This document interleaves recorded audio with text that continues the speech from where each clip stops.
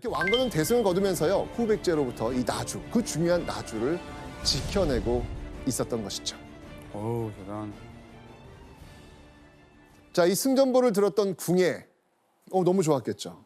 역시 왕건이야 라고 하면서 이 자랑스러운 장군 왕건을 수도로 불러들입니다. 그리고 왕 바로 아래 직책이자 신하들의 우두머리를 할 수 있는 시중에 임명을 합니다. 왕건은요, 이렇게 궁예가 아끼던 장수에서 명실상부 태봉의 제2의 권력자가 됩니다.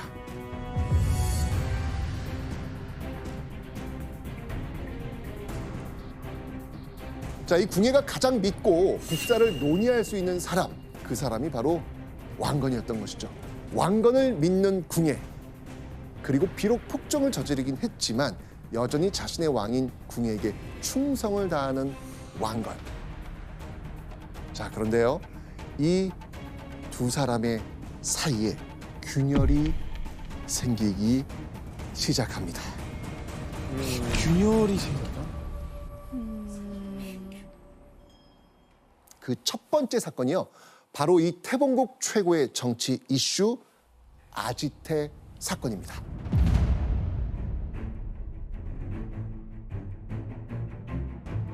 사건의 시작에는요, 이 아지태라는 이름의 한 간신이 있었습니다. 이 아지태는요, 굉장히 아첨 잘하고요, 남을 잘 속이기로 소문이 자자한 그런 인물이었습니다. 이 아지태는 궁예가 남의 잘못을 아는 것을 좋아한다. 요거 딱 눈치채고요, 궁예의 마음에 들려고 아주 야비한 짓을 저지르게 됩니다. 같은 고향 출신 사람들을 모함을 한 거예요. 거짓말로 없는 죄를 만들어가지고 궁예한테 고향 사람을 팔아 넘긴 겁니다. 그러니까 죄 없는 고향 사람들, 이거 억울한 사람들 이거 어떡할래? 너무 열받잖아. 네. 난 진짜 잘못한 게 없는데 아지태 때문에 내가 나쁜 사람이 돼버린 거잖아요. 얼마나 억울해요. 그런데 이 억울함을 해결해 준 사람이 있었어요. 왕건이었어요. 왕건. 바로 이 태봉의 2인자 왕건. 이 왕건은요, 사람들이 이 억울한 사연을 들은 다음에 이거 좀 문제가 있는데 라고 해서 아지태를 잡아들여서 추궁을 합니다.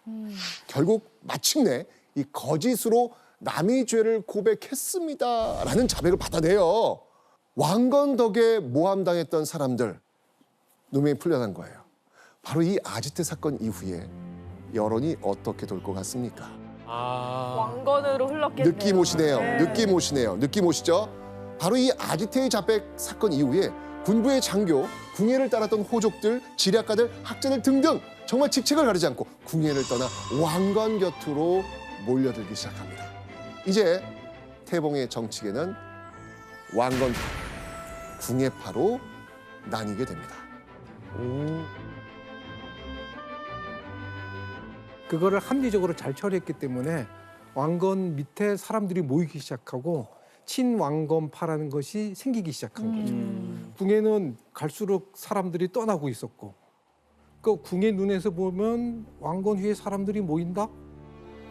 이거 뭔가 좀 그렇죠. 불길하네 이런 생각도 들 테고, 네. 그렇죠. 당연히 양자 사이의 갈등과 심상치 않은 조짐이 벌어지는 아주 결정적인 계기가 되었다, 이렇게 볼 수 있죠. 자, 이러면서 이 정치 세력이 둘로 나뉘는 거예요. 자, 이 태봉에 지금 굉장히 지금 엄청난 일들이 지금 벌어지고 있는 겁니다. 지금, 그죠? 자, 그런데요, 이 궁예와 왕건 사이를 갈라놓는 결정적 사건이 일어납니다.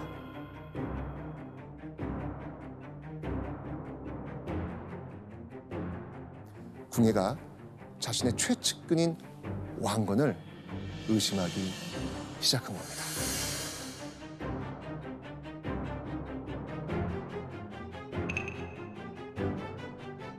궁예는 갑자기 왕건을 궁으로 부릅니다. 궁 안에서는요, 궁예가 처형당한 사람에게서 이 몰수한 금은 보화, 이거 보고 있었습니다. 근데 이 금은 보화를 하나둘 찬찬히 살펴보는 궁예는요, 갑자기 성난 눈으로 왕건을 노려봅니다. 그리고 이렇게 물었죠. 내가 어젯밤에 사람들을 모아서 반란을 일으키려고 했는데 왜 그랬는가? 이렇게 물어본 거예요. 왕건한테.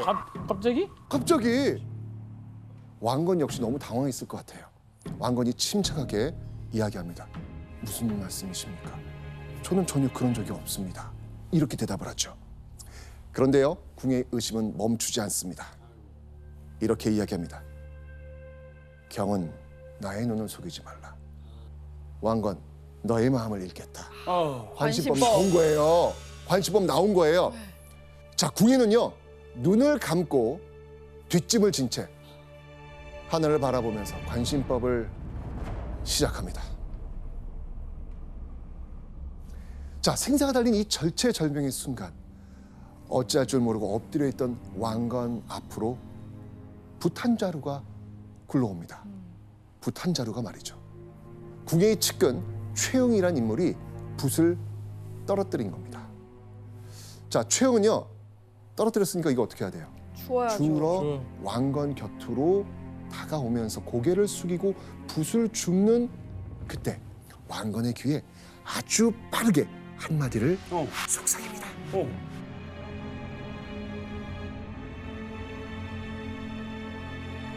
자복하지 않으면 위험합니다. 빨리 자복하십시오. 라고 빠르게 속삭였던 것입니다. 왕건은요, 그 말을 듣고요, 바로 궁에게 제가 반역을 꾀하였으니 죽어마땅합니다. 라고 자백을 해요. 하지도 않았는데. 왕건의 말을 들은 궁예는요, 이렇게 반응을 합니다. 경은 참 정직하다. 이렇게 얘기를 합니다. 그러면서요, 금과 은으로 만든 말 한 장과 고삐를 선물로 줍니다. 그러면서 궁예는요, 마지막으로 왕건을 향해 이렇게 이야기합니다. 경은 이제 다시는 나를 속이지 마시오. 그렇게 해서 왕건은 목숨을 구할 수 있었던 거예요. 궁예의 바로 옆을 지키던 최응, 이런 대신조차도 왕건의 편으로 돌아섰다는 사실 알 수 있겠죠. 그죠? 자, 그런데 중요한 건 뭐냐면, 자, 이 최측근 왕건까지 의심하면서 불안한 모습을 보인 궁예는요, 더더욱 폭주를 하게 됩니다. 그리고 또 한 번 아주 끔찍한 일을 벌이게 되죠. 그 화를 입은 건요, 부하도 아니었고요, 백성도 아니었고요, 궁예 자신의 아내와 아들이었습니다.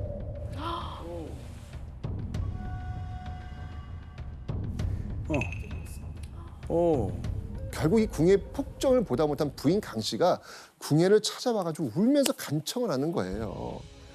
제발 이런 거 그만하십시오. 이거 옳지 않습니다. 제발 좀 그만하세요. 제발.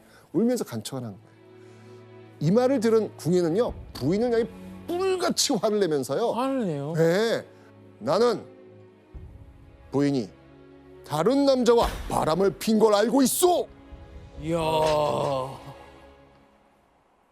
와, 황당하네요. 관심법으로 또 이것까지 또 보신 거네요, 지금. 그죠?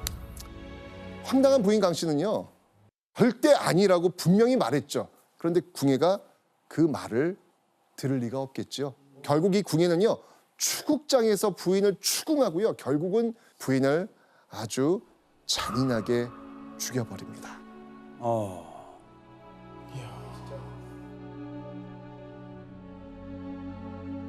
이게 진짜, 이 기록을 보면 이게 진짜 어떻게 이렇게 할 수 있지라는 생각이 드는데, 불에 달군 이 쇠꼬챙 있죠.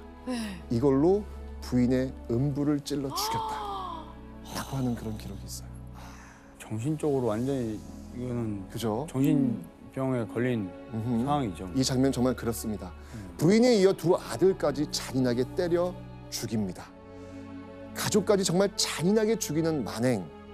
정말 이 모습을 보면서 우리는 궁예 폭군 맞네, 이런 이미지가 아주 각인되었던 것이죠.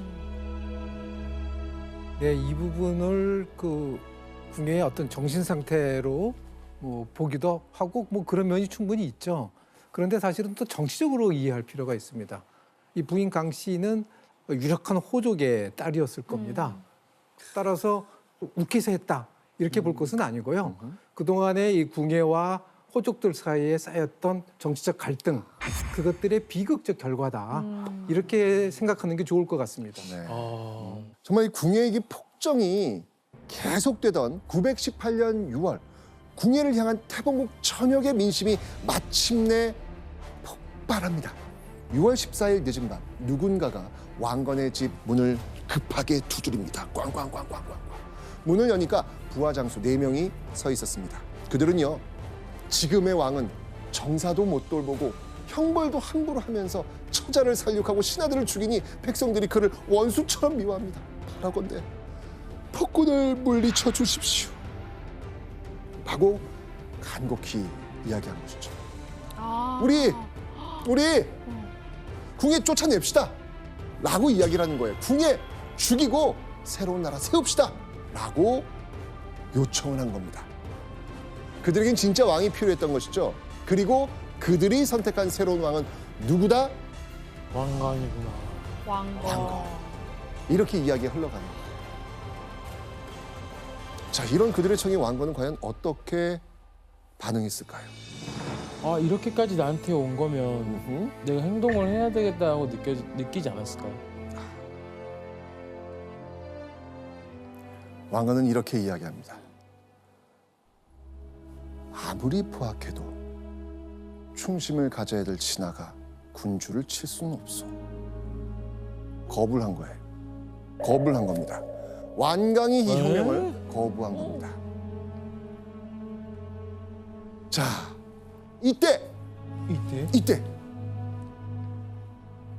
왕건의 부인 유 씨가 갑옷을 들고 나옵니다. 그리고 이렇게 얘기하죠. 대의를 세우고 폭군을 갈아내는 것은 옛날부터 있었던 일입니다. 지금 이 여러 장군의 의견을 들으니 저도 화가 나는데 어찌 대장부가 가만히 있으십니까?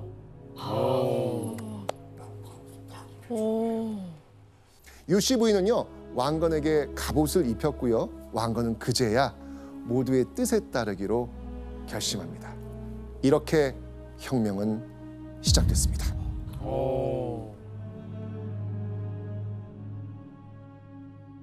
왕건이 집을 나서니까요, 궁 앞에서야 북을 치면서 막 떠들썩하게 기다렸던 그 사람들의 숫자가 무려 만여 명. 와. 와, 엄청나죠? 엄청나죠? 그러니까 이 궁예가 얼마나 민심을 잃었는지 알 수 있는 그런 대목이라고 볼 수 있습니다. 왕건은요, 결국 성에 무혈 입성하면서 너무 쉽게 혁명에 성공을 했습니다. 너무 힘들었나 보다. 그러니까요. 예. 그리고 다음 날 그 철원성에서 고려 건국을 선포한 겁니다.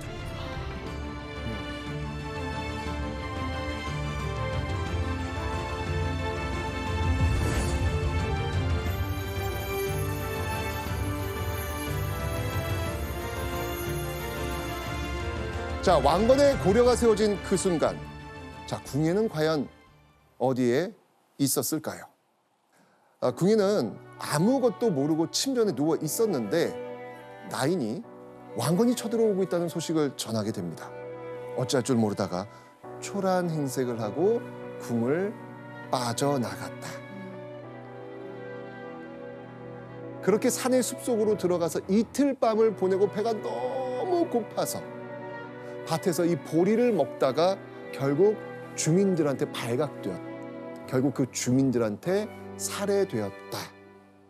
이렇게 기록이 남겨져 있습니다.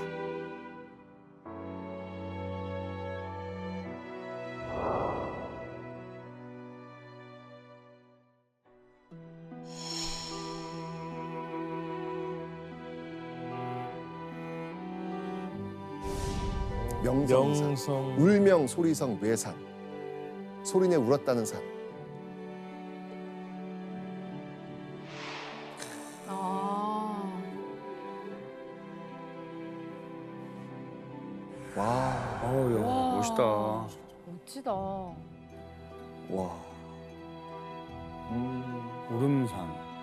예. 이게 이 궁예와 관련이 되는 그런 산 이름이에요. 한탄강 아시죠? 한탄강 알아요. 들어보셨죠?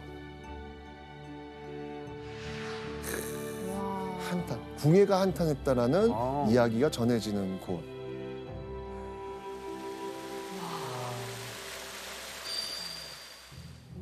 와. 어떻습니까? 영상 보니까. 그때 약간 현장에 제가 간 기분이에요. 맞아요. 궁예의 마음을 그러니까요. 느껴졌어요. 예. 세상 모든 사람의 마음을 읽을 수 있는 미륵불이라고 스스로 자부했던 궁예의 말로는 참 쓸쓸했습니다. 그는요, 제대로 된 무덤 하나 없이 역사에서 퇴장했습니다. 아. 자, 이 궁예는요, 분명 한때 세상을 호령하던 장군이었고 큰 뜻을 품고 나라를 세웠던 그런 야심찬 개혁가의 면모가 있었죠. 뭐 실제 고려 개국 후에도 이 궁예를 지지한 세력이 있었을 정도였습니다. 오. 심지어 승자였던 이 고려마저도 궁예를요 전 왕조의 대왕으로 칭하기도 했습니다. 그런데 우리는 왜 이 궁예를 폭군으로만 기억하고 있을까요?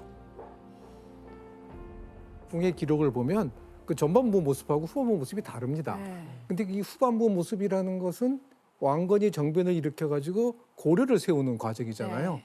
그 왕변의 정변의 정당성을 잘 보여주려고 그러면 어떻든 궁예가 폭군. 나쁜 그렇죠. 부정적인 모습이 돼야 되잖아요. 아. 그러니까 이 궁예가 물론 폭군으로서 나쁜 짓을 많이 했지만 그것이 더 과장되고 더 더해지고 그러면서 이제 그 폭군의 이미지가 더 강조되었던 것이 아닐까. 그런 점에서 역사 기록은 비판적으로 잘 들여다볼 필요가 있습니다. 아.